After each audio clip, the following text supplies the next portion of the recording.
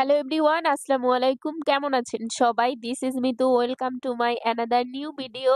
আমার বিজয় দিবসের hand paint করা শাড়ি, তারপর বিজয় দিবসের ব্লগ অলরেডি আপনারা সবাই দেখে ফেলছেন। সেখানে যে আমি এই যে নেক পিস আর কানের দুলগুলো পরেছি, সেইগুলো আমার নিজ হাতেই বানানো। আপনারা যারা আমার রেগুলার ভিডিও দেখেন তারা জানেন আমি নিজের হাতে তৈরি করা ড্রেস, আমার গহনা সবকিছু পরতে আমি কতটা বেশি পছন্দ করি। এখানে এই হ্যান্ডমেড গহনা বানাতে আমি মিররের সাথে শুধু সুতা ব্যবহার করেছি, আর কিচ্ছু না। এই মিরর গুলো আমি নিছি যে লেসের যে দোকান থাকে সেই দোকান থেকে। সব থেকে মজার ব্যাপার হলো এই মিরর গুলো আমি ওই দোকান থেকে গিফট পেয়েছি। এগুলোর দাম সেজন্য আমি জানি না। সব সময় ড্রেস মেক করার জন্য আমি সাভার অন্ধ মার্কেটের সেকেন্ড ফ্লোর থেকে অনেক অনেক লেস কেনাকাটা করি, আর একটা দোকান থেকেই সবসময় কেনাকাটা করি। সেই দিন আমি ওই দোকান থেকে 1000 টাকার লেস কেনাকাটা করেছি। সেই কারণে ওই দোকানের মামা আমার কাছে এই মিরর গুলার আর দাম রাখে নাই। অবশ্য উনি অনেক জোরাজোরি করে এগুলো দিছে, আমি এগুলোর দাম দিয়ে দিতে চেয়েছি।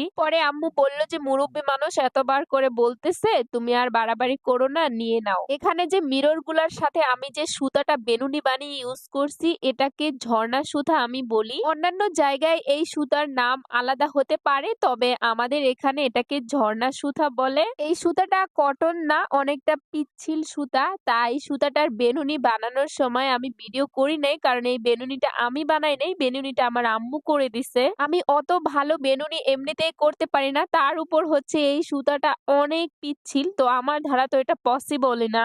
এখানে যে দেখা যাচ্ছে খুব ইজিলি এই গহনাটা বানিয়েছি, ব্যাপারটা এমন না। এখানে আমি মিরর যে পেপারটার উপর বসিয়েছি, এই পেপারটা হলো আমার ভাইয়ের ব্যবহারিক খাতার উপরে কভার পেজের সাথে যে একটা হার্ড পেপার থাকে, এটা সেই হার্ড পেপার। আর আমার ভাইয়ের এক্সাম হয়ে গেছে, লাগবে না, সেই কারণে আমি এই পেপারটা ওখান থেকে নিয়ে নিছি। এই পেপারটার উপরে এই যে মিরর আর সুতাগুলো জয়েন্ট হতে পাক্কা একটা রাত সময় লেগেছে। আমি রাতের বেলা এগুলো ঘাম দিয়ে বসিয়ে রেখেছি, সকাল বেলায় যেগুলো কেটে নিছি। এখন অনেকেই বলতে পারেন যে আপনি এত কষ্ট করে এই গহনাটা না বানিয়ে কিনে নিতেন। তাদের উদ্দেশ্যে একটা কথা বলি, আমি ধরেন একটা গহনা কিনে নিলাম, সেই গহনাটার প্রতি আমার কোনো প্রকার ফ্যাসিনেশন সেরকম আসবে না, শুধুমাত্র ভালো লাগা থেকে আমি কিনে নিয়েছি, জাস্ট এইটুকুই। কিন্তু এই গহনাটা আমি কত ভালোবেসে কয়েকদিন ধরে প্ল্যান করে কিরকম বানানো যায় এইরকম বুদ্ধি খাটিয়ে নিজস্ব ডিজাইনে বানিয়েছি, এটার প্রতি আমার ভালোবাসা অনেক বেশি। এই ভালোবাসাটা তারাই বুঝতে পারবে যারা নিজেরা গহনা কিংবা ড্রেস যাবতীয় যে কোনো জিনিস নিজের পছন্দ মতো নিজস্ব স্টাইলে ডিজাইন করে পড়তে ভালোবাসে, তারাই। আমি যেহেতু এগুলো সব সময় নিজেরটা নিজে বানাই, আমার কাছে আহামরি কোনো সময় লাগে না, তবে এই গহনাগুলো বানাতে আমার অনেক সময় লেগেছে।